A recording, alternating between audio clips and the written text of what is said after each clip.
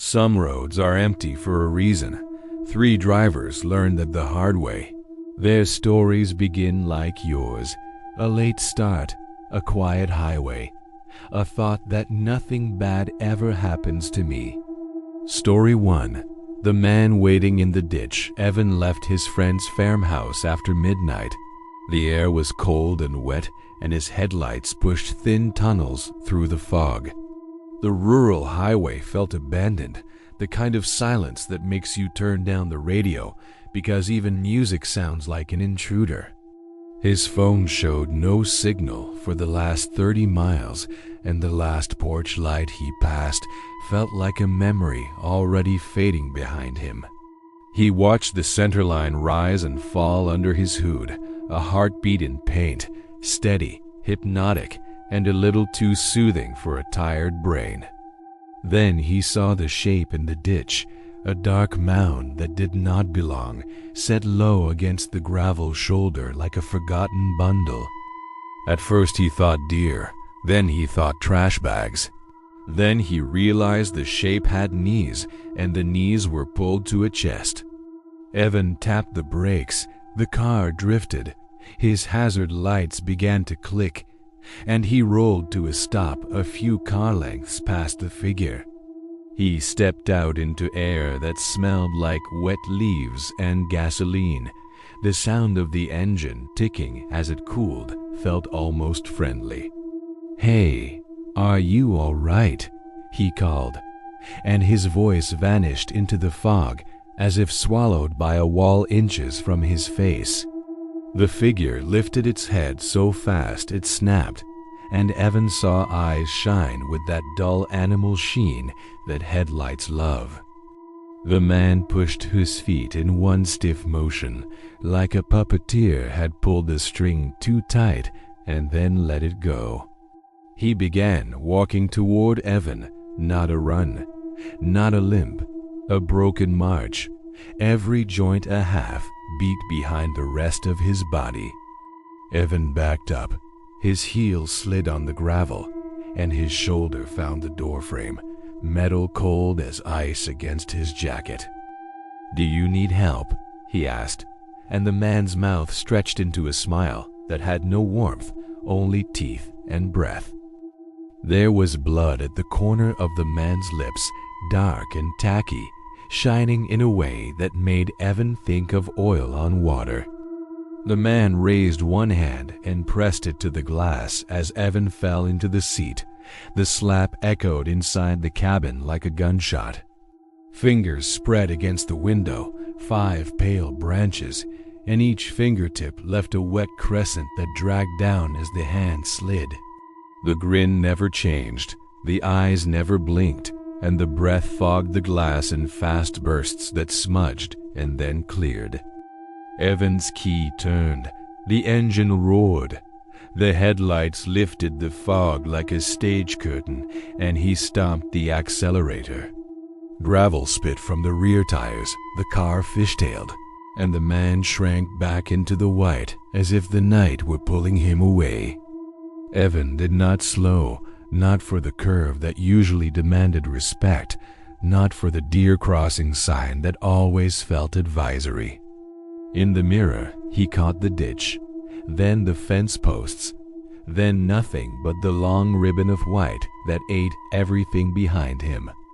His heart hammered, his throat felt tight, and the word why circled his skull without ever landing because there was no answer.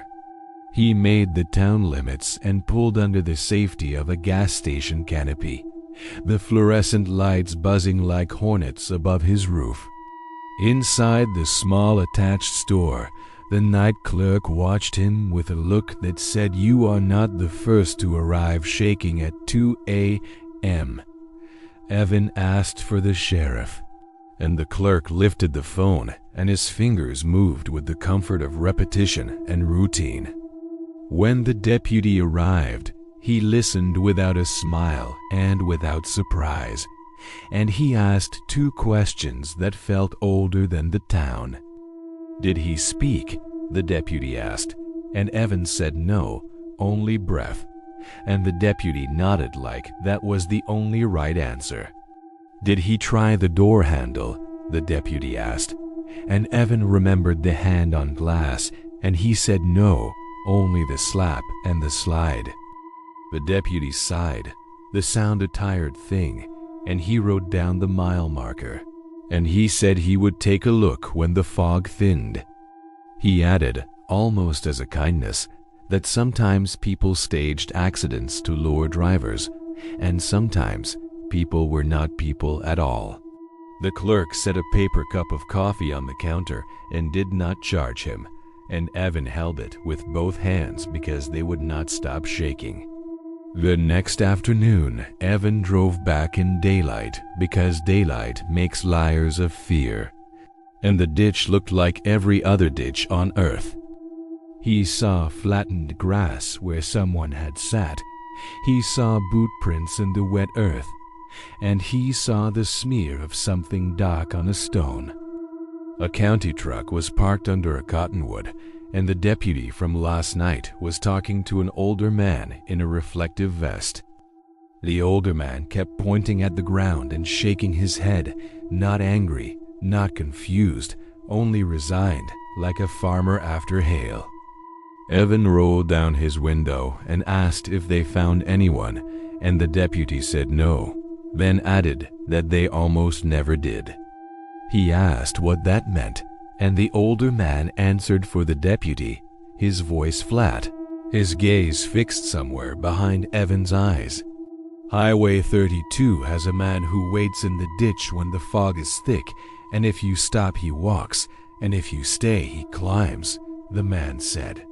The man pointed toward the fence line, where the barbed wire sagged and a scrap of flannel clung like a torn flag, moving in the breeze. 3 years back, a woman stopped and never made it to town. We found her car half a mile past the curve, doors locked and lights on, he said. No footprints after the shoulder, no signs of a struggle, just the seat pushed back and the mirror tilted to face the back seat, he said. The deputy closed his notebook and told Evan to drive the main route home that night, and to avoid the fog if he could, and to never stop again. Evan nodded and said he would, then spent every winter after that choosing the longer route, because fear has a way of adding miles to a map. When he replaced his windshield, the shop owner asked about the faint oily fingerprints they could not scrub from the inside of the glass. Evan said it was probably an old product, something the last owner used, and the shop owner shrugged, then said the marks looked recent. At night, when Evan drove alone, he would glance at the passenger window without meaning to, an unconscious check for a hand he never wanted to see. And sometimes, when the humidity was high and the temperature was low, the glass would fog in small crescents, as if breath were practicing from the dark. Evan told the story once to a friend who laughed and said urban legend, then drove that road a month later and called Evan at 3 a.m. He whispered that he was parked under the same gas station canopy, staring at the same buzzing lights, drinking the same free coffee. He said a man had slapped his window with a sound that felt like it came from inside his head, and he had not waited to learn more. Evan told him to keep driving, to keep the doors locked, to keep the mirror tilted forward, because some reflections do not deserve another glance. The road took back its silence after that, the way a pond smooths after a thrown stone, leaving only a whisper of circles spreading outward. Evan married and moved to the city, and the story became the thing he almost told at gatherings, then decided to save for later. He never drives that route now, not even in summer, not even at noon, because what you survive is not always what you should challenge again. And sometimes when he wakes at night and the window is cold, he swears he can see 5 pale crescents on the glass, Curved like a hand, he outran once. Story 2. The girl by the closed gas station, Mark, was hauling rental generators to a construction site 2 states over. The kind of drive that makes a day feel like 3. He planned to push through, but a fuel gauge is a truth teller, and just after 2 a.m., he saw the last station before the county line. The building sat alone in a flat lot, a low roof, a flickering sign, a pump island that looked like it had survived 3 owners and a fire. He pulled under the canopy. The light hummed. A moth the size of his thumb hit the lens and fell to the concrete like a coin. The pump display was old enough to clack its numbers, and the card reader gave up after 1 try, so he paid at the window in cash. The clerk was not a person tonight, only a handwritten note taped to the glass. Back in 5. Sorry for the delay. Thank you for your patience. Mark shrugged, slid the bills through the slot, and heard someone moving behind the dark glass. A scrape, a thump, a dragging sound. He told himself that old buildings talk when temperature drops, and a lot of ghosts are just expanding beams and tired compressors. While the tank filled, Mark glanced toward the edge of the lot, where gravel became weeds, and weeds surrendered to open field. A girl stood there, barefoot on the stones, her nightgown limp against her legs, hair tangled like wheat after a storm. She was maybe 12, maybe younger. It was hard to tell in that yellow light, which makes everyone look bruised and sleep-deprived. She did not wave, she did not approach. She only watched him with an expression so empty it felt like a held breath. "Hey, you okay?" Mark called, but his voice came out softer than he planned, because something about the scene deserved softness. The girl turned without a word and walked into the field, dress moving like it remembered wind, bare feet silent on the damp earth. A sound followed her, not footsteps, not leaves, a thin crying that could have been a rusty swing set or a child learning to grieve. Mark hesitated, because good sense is loud in adults. Then he grabbed his flashlight and followed, because good hearts are loud too. The field swallowed the station's light in 30 steps, and the world reduced to a cone of white and a chorus of insects.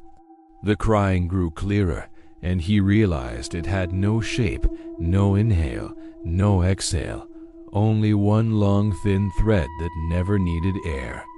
The girl stopped near a line of scrub trees and spoke without turning, her voice flat, as if the words had been recorded elsewhere. "He is coming," she said. Then the sound of crying stopped as if a cord had been pinched, and the night became brutal in its quiet. Mark spun the flashlight in a slow arc and saw nothing but silvered weeds and the suggestion of movement far past the beam. He felt the skin on his arms tighten, that small animal warning that arrives before language, a request to leave while leaving is easy. "Who is coming?" he asked, and his question felt too big for the space between the words, as if saying it might rip something open. The girl stepped forward, and her feet left no prints in the damp dirt, and Mark's breath slowed because that detail was not friendly. A figure stood at the edge of the light, taller than any man he knew, shoulders too long, neck tilted as if curious about how necks work. The beam touched it and failed to find a face. The light slid like water down raincoat fabric, except there was no fabric and there was no rain. The thing took a step, and the weeds bent in a pattern that made no sense, as if weight came down in 3 places where feet should be 2. Mark backed away and the flashlight shook. The circle of light jumped, and everywhere it landed he hoped to see a prank and not a rule. He turned and ran. The weeds reached for his ankles, or maybe his mind invented hands because running is a lonely act in the dark. The station lights reappeared and looked warmer than any home, and his truck waited with its door open, his keys on the seat like a promise. He started the engine, and the sound gave him courage. A mechanical thunder that says we are strong if the gas holds and the oil stays kind. In the mirror, he saw the girl at the edge of the lot again, bare feet on gravel, face unreadable, hair lifting in a wind he could not feel. Something tall stood beside her, not touching, not blocking, only sharing the same patch of air, and the sign above the pump flickered hard. For a second, the light froze, the hum sharpened, and every shadow stood perfectly still, as if the world had agreed to hold its breath. When the sign buzzed back to life, the edge of the lot was empty, and Mark drove, and the station shrank, and the night swallowed the island of yellow. He drove the next 20 miles too fast, then forced himself to slow because speed invites its own monsters, and he had met enough for one night. At a truck stop near the state border, he told the story to a mechanic who sold coffee and advice at the same counter. The mechanic listened without interrupting, then pointed at a bulletin board filled with flyers that never quite come down. 3 faces stared from fading ink, a mother and 2 children, missing since a winter night 15 years ago, last seen near a shuttered station. Folks claim they see the little one sometimes, the mechanic said, and his eyes looked like they had learned to be tired a long time ago. She never speaks more than a sentence, always the same. He is coming, then gone again. And the tall thing, well, nobody agrees on that part, he said. Some think it is a storm that learned to stand, others think it is the reason the station closed. Either way, the girl never walks alone, he said. Mark traced the date on the flyer with his thumb and felt the paper crumble a little, like years were real and wanted proof. He asked if the family was ever found, and the mechanic shook his head slowly, and the fluorescent bulb above them flickered again. On the road the next night, Mark kept seeing the girl in the reflection of roadside reflectors, a quick blur of white just off the lane. He adjusted the mirror until it pointed at the floor, preferring not to see what might sit in the back seat if invited by habit. When he refueled, now he chose bright places with clean windows and too many cameras, because fear is a shopper that likes light. He still carries the flashlight, but he does not turn it on between pumps and field anymore, because some cones of light reveal what shade forgets. Months later, a storm washed out a culvert near that station, and a county crew found a rusted signpost that had been buried for years. It marked a private drive that no longer existed, and at the base of the post they found a charm bracelet tangled in roots and wire. A clerk at the courthouse matched the bracelet to a photograph from the missing person file. The smallest child in the picture wore it proudly. The newspaper ran a small story without a photograph, and the mechanic cut it out and pinned it beside the flyers that had not come down. Mark drove by in daylight once, and the station looked smaller than memory, the pumps wrapped in caution, taped like old bones in new ribbon.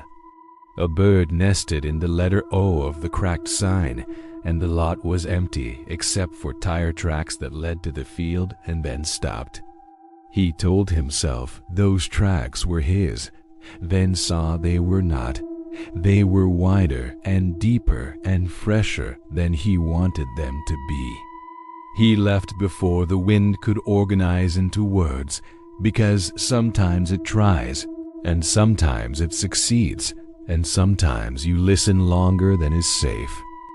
The route to the construction site changed when the new bypass opened. and Mark used it without protest, grateful for the little mercy of fresh asphalt.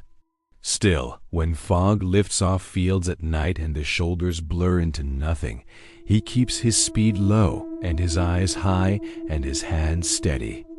He prays for strangers now in a way he never did before, because some strangers are children who never made it home, and some strangers are not children at all. If a voice on the edge of hearing says he is coming, Mark answers out loud even when alone. I am leaving, and he means it every single time. Story 3. The white van that took pictures of night Chris had been driving since dawn. A client presentation in a city that pretended to be closer on the map than it felt on the road. The highway at night is a simple thing: 2 lanes, 2 colors, a metronome of lines, and the promise of sleep at some forgettable motel. Somewhere after mile marker 190, a white van eased in behind him, not aggressive, not shy, a quiet shadow that matched his speed. He changed lanes and the van changed lanes. He sped up and the van sped up. He slowed and the van obeyed as if tethered by an invisible rope. He told himself it was coincidence because coincidence is cheaper than panic. Then he took the next exit toward a diner that never closes. The parking lot held a few cents at rest, a lone hatchback under a broken light and a patch of oil that glowed like a small black sea. Chris parked near the door, because near the door feels brave and practical at the same time, a saving throw against what if. The white van rolled in and idled 3 spaces away, its headlights left on, its grill pointed at the diner like a dog that will not sit. Inside, the waitress smiled a tired smile that said she had seen every mood a traveler can wear, and none of them could surprise her anymore. Chris ordered coffee and pie and a glass of water, the holy trinity of anxious drivers, sugar and heat and something to hold.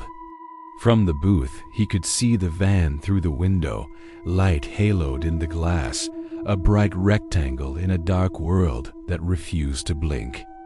20 minutes passed, and the van did not move, and no one got out, and the headlights did not dim, and the engine never coughed. Chris told himself it would be stupid to walk over, then told himself it would be stupider to leave without looking, because imagination is a cruel director. He paid the check, stepped into air that smelled like fried onions and wet rubber, and walked toward the van with his keys between his fingers. There was no one in the driver's seat, only the hum of the engine and the faint rattle of something loose in the dash. The door handle yielded with a gentle click, a sound so polite it felt obscene in the quiet, and the interior light came on with a reluctant glow.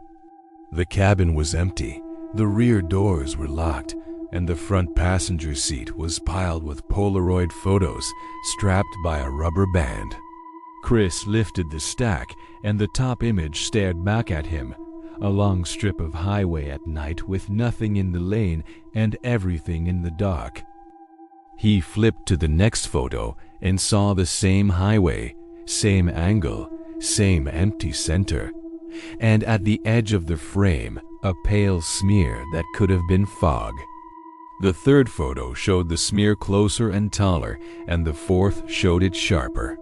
A shape with the rough geometry of a person and the wrong number of joints. He looked up. The parking lot felt suddenly too large, the diner too far, his car too small to be called shelter with a straight face.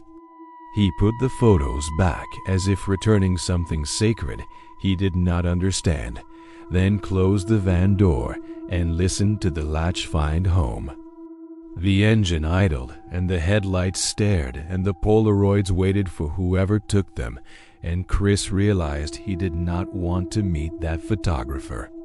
He walked to his own car with a speed that pretended to be casual, started the engine, and left the lot without looking back because bravery is overrated at 2 a.m.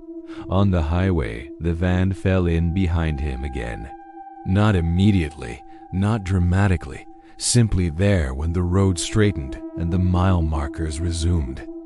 Chris adjusted his mirror lower, then lower again, until it reflected only dashboard and knees, because not seeing is sometimes a kind of control.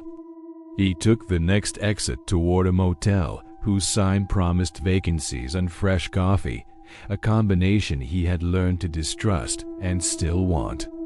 The van followed, and he felt anger push against fear, a dumb courage that says if I am prey, I will at least turn and show my teeth. He pulled under the motel awning and stepped out fast, prepared to shout, prepared to be stupid, prepared to be a headline for someone's morning news. The van rolled through the lot without stopping, then circled, then parked at the far end under a broken light, a position that favored darkness over detail. Chris watched for movement and saw none, then checked in with a clerk who looked up long enough to hand over a key and a warning about ice on the stairs. In the room, he locked the door and slid the chain and put his suitcase against the bottom because rituals are cheap and sleep is not. He parted the curtain and saw the van still there, a white tooth in a black mouth, and he turned off the lamp to kill his reflection in the glass. Minutes folded into an hour and the engine never stopped, a low purr that became the only sound in the world, a lullaby for the wrong kind of night.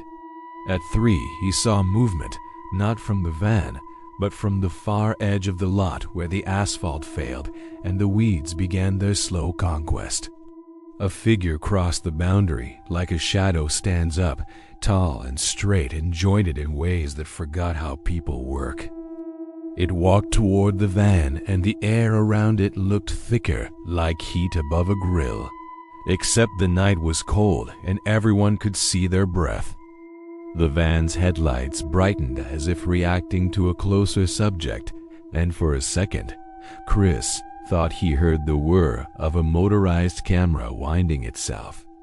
The figure stopped at the driver's side door and leaned without bending, and the cabin filled with white light that burst against the windows like flash. Chris counted 4 bursts, then a 5th that lasted longer, the kind of exposure that tries to catch a thing that hates being caught. When the light faded, the figure turned and looked toward the second-floor balcony, the place where Chris had made the mistake of moving the curtain. He stepped back so fast the heel of his shoe hid the suitcase, and the chain on the door clinked against its track like a coin in a jar. He did not breathe for a count of 20, then risked one more look. The lot empty again except for the van that now pointed its headlights at his door. Someone had repositioned the grill by a few degrees, not much, just enough to feel like a finger under a chin, lifting for a better view. He called the front desk and asked if security could do a sweep, and the clerk said there was no security, only a list of emergency numbers taped to the monitor. Chris thanked him and hung up and decided that leaving was smarter than sleeping, so he packed his bag with one hand while the other held the key. When he opened the door, the cold bit his teeth, and the light from the parking lot fell into the room like a language he did not want to learn. He moved quickly, the stairs groaned, the ice crackled, and each step felt like a question he could only answer by reaching his car. The van's engine revved once, a single note, not a threat, not a greeting, only proof of life, and Chris unlocked his door with a shaking thumb. He started the car and turned the wheel hard, and the motel's exit appeared like a prize behind glass, close but requiring a steady hand. In the mirror, he allowed himself a glance and saw the van following, not rushing, not lagging, faithful as a second shadow on a bright day. He hit the highway and kept a steady 70 because running invites pursuit and calm invites confusion. And confusion is sometimes your only tool. 5 miles later, a state trooper sat in the median with lights off, and Chris blinked his high beams twice, the road code for "I need a friend." The cruiser pulled out, lights now on, and eased onto his bumper, and the van changed lanes and slowed as if the rules were suddenly interesting. The trooper passed Chris and tucked in behind the van, and the red and blue lights stuttered across white metal like a confession nobody wanted to hear.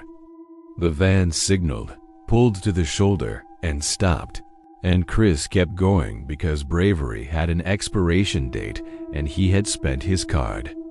At the next rest area, he waited, trying to decide if leaving the highway was genius or cowardice, and then the cruiser rolled in behind him. The trooper walked to his window and asked for license and registration and a recounting of the last hour that did not leave out the scary parts. Chris told him everything, from the diner to the motel to the flash pops that burned after images in his mind like migraines made of memory. The trooper listened, then said the van was unregistered, plates expired, and the interior held nothing but empty reels and a stack of old photographs. No driver, no prints, no signs of forced entry, no evidence of a person at all. Only the smell of hot wiring and the ghost of film chemicals. The trooper said they would tow it and file it and probably forget it, because strange is not a crime and empty is not an arrestable offense. He added that this stretch of highway had generated similar reports for years, always a white van, always photographs of night, always nobody at the wheel.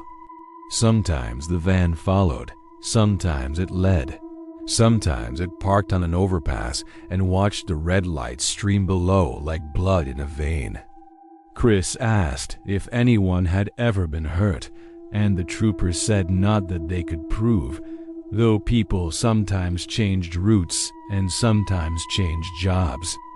Fear rearranges lives in ways paperwork cannot measure, and what do you call harm when the bruise is only on sleep and appetite and trust? The trooper suggested a hotel in the next town with cameras under every eave and a desk clerk who stayed awake because he liked to, not because he had to. Chris nodded and drove there and slept with the television on, volume low, because human voices, even canned ones, can keep other voices away. In the morning, he checked his car for any signs of intrusion and found a Polaroid tucked under the wiper blade, slick with dew and cold as a coin. The picture showed a strip of highway at night, his taillights 2 small suns, and in the distant center, a shape wearing his silhouette from behind. He turned the photo over and found no writing, no marks, no date stamp, only the faint impression of a gloved thumb in the emulsion at the edge. He slid the picture into an envelope and placed it in a drawer he rarely opened, because some things are not keepsakes and not trash, only warnings. Months later, a friend sent him a link to a forum post about haunted vehicles, and the first image was the same white van under a different sky. Commenters argued about hoax and art project and mass suggestion, and someone posted coordinates like a treasure hunt they dared strangers to follow. Chris closed the page and deleted the message and chose a new route for every trip after that, even when it took longer and cost more and felt silly. He knows that if something wants your picture badly enough, it will keep trying until it gets the angle it prefers, and he does not want to help with framing. Sometimes at dusk he sees a flash on the horizon that does not belong to lightning or mirrors or the kindness of a clean windshield. He eases off the accelerator and watches the shoulder and breathes, Because breathing is the one thing fear cannot automate. If a white rectangle appears in the mirror, he lifts the mirror down until it shows only lap and road map, a polite refusal to be filmed again. He tells himself that cameras cannot hurt you without hands, then remembers the chain on the motel door and how it shook when nobody touched it.